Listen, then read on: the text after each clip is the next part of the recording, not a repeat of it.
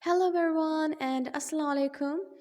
Okay, so I've decided to add a series of the psychological disorders on this channel as well, because I don't want to limit this channel just to the introductory part of the psychology. So I decided to add something new in it.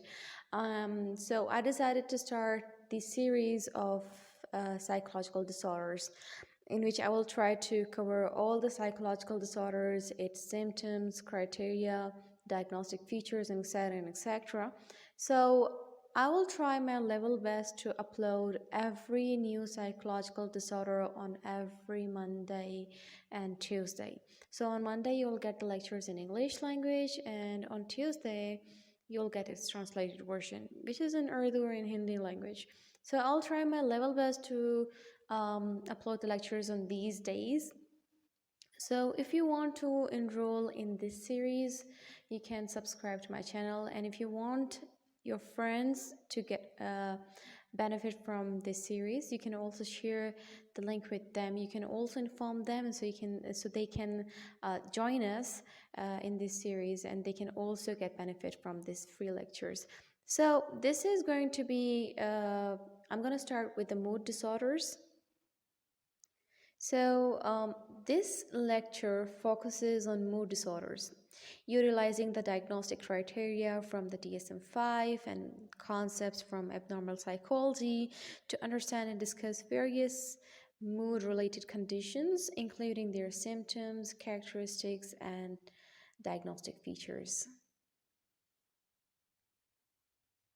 So the DSM-5, which is the Diagnostic Statistic Manual, 5 recognizes two broad types of mood disorders. So there are two types of mood disorders, or two broad types of mood disorders that involve only those that involve only depressive symptoms, which is the depressive disorders, and those that involve manic symptoms, which include bipolar disorders and uh, related disorders. So we will first start with the depressive disorders. And depressive disorders, there are many different types of depressive disorders according to the DSM-5. So in the DSM-5, you will find these types of the depressive disorders, which we will be covering under the topic of the depressive disorders. So the first one will be the disruptive mood dysregulation disorder. The second one is major depressive disorder, including major depressive episodes. And after that, we will learn about persistent depressive disorder, which is dysthymia. And after that, the next video will be about the premenstrual dysphoric disorder. After that, you will learn about substance medication induced depressive disorder. And the next lecture will be about depressive disorder due to another medical condition. And you will also learn about other specified depressive disorder. And in the end, you will also learn about unspecified depressive disorder with reference to DSM-5 and abnormal psychology. So stay tuned, subscribe to our channel, so you will always stay notified whenever the new lecture is uploaded on psychological disorder. You can also let me know in the comment section about on which psychological disorder you want me to upload a video, and I'll try to arrange Wednesday, Thursday, and Friday, like these 3 days, for request-based videos. So we'll start with depressive disorders. The starting lecture is about the depressive disorders. There are different types of depressive disorders, but first of all, I would like to cover it. I would like to give a bit overview about depressive disorders, like what is common among in all these types of depressive disorders, and what differs.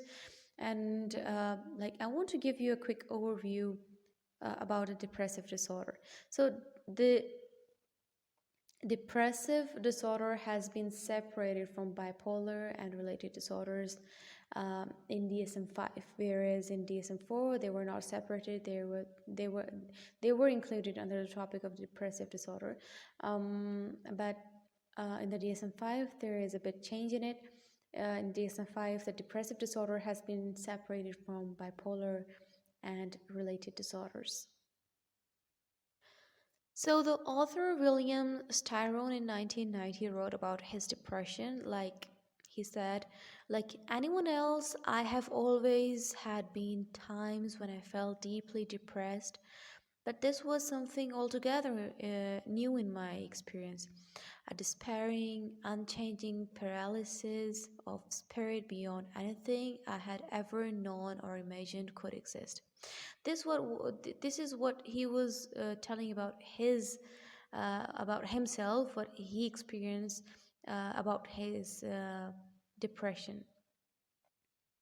So, the common features among all these types of the depressive disorder include presence of sad, empty, or irritable mood accompanied by somatic and cognitive changes that significantly affect the individual's capacity to function.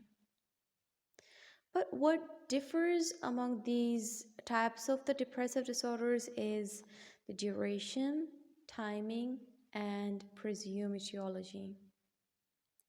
So when people develop a depressive disorder, their heads may reverberate with self recrimination, and they may face difficulty in paying attention. So paying attention can be so exhausting that they have difficulty absorbing what they read and hear, and they often view things in a very negative light, and they tend to lose hope. Whereas the physical symptoms of the depression are also common, including fatigue and low energy, as well as physical aches and pain. So these symptoms can be profound enough to convince afflicted person that they must be suffering from some serious medical condition, even though the symptoms have no apparent physical cause.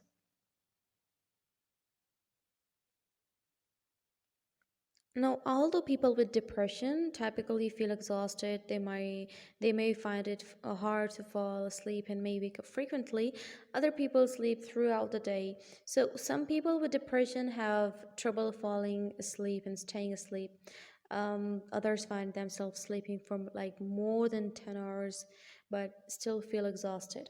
So, either they will sleep very less or they will sleep more than required. Uh, more than the need of the sleep. So, if we talk about the appetite in depressive disorder, those people who are suffering from the depression, uh, they may find that food tastes bland, or that their appetite is gone, or they may experience an increase in the appetite. It means like they will eat like less or more than the required amount. So their appetite is usually disturbed when a person is suffering from depression. Now, if we talk about the depressive disorder and limbs, so some may find their limbs feel heavy.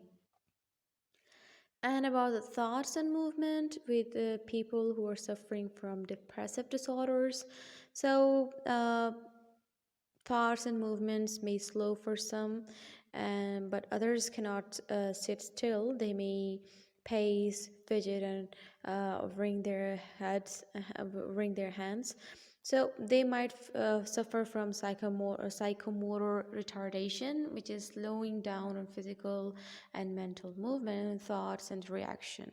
So psychomotor retardation is basically a symptom of various mental health conditions characterized by a slowing down of physical and mental movements, thoughts, and reactions. So, it is often seen in depression, anxiety disorders, and other conditions affecting mood and motivation. So, common features of the psychomotor retardation would be slow speech and movement, reduced spontaneity and initiative, decreased physical activity, fatigue or lethargy, difficulty concentrating or making decisions, You can say slowed reaction times. So these symptoms can impact daily functioning, social interaction, and overall well-being. So if someone you know is experiencing psychomotor retardation, it is essential to seek professional help from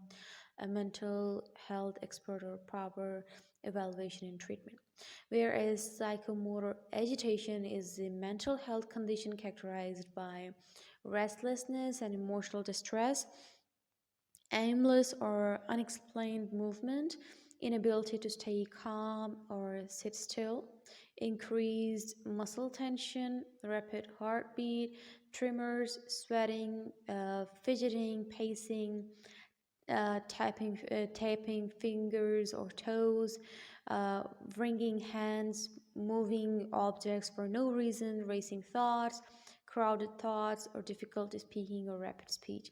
So this condition is often associated with mood disorders such as like mood-related disorders and other. They're brought two types of mood. So these condition is often associated with mood disorders and anxiety disorders, etc. So if someone you know is experiencing these symptoms, it's essential to seek professional help from a mental health expert for proper evaluation and treatment. No, social withdrawal in depressive disorder. Social withdrawal is very common in people who are suffering from depressive disorder. Uh, they may prefer to sit alone and be silent, and some people with depression neglect their appearance. So, social withdrawal is very common.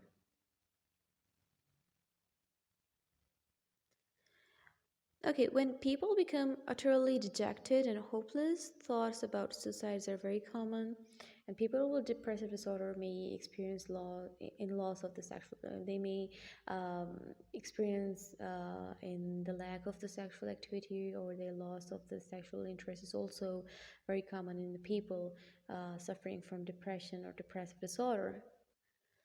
So these were all the features or characteristics of depressive disorders of all these types. You have seen the common features, the features which are common, the criteria which is common among all these types of depressive disorders, and you also have learned about what is different, what differs among all these types of depressive disorders. So this was all about what actually depression is. You have learned what are the symptoms of depression, what happens in depression, what are the characteristics of depression in this video.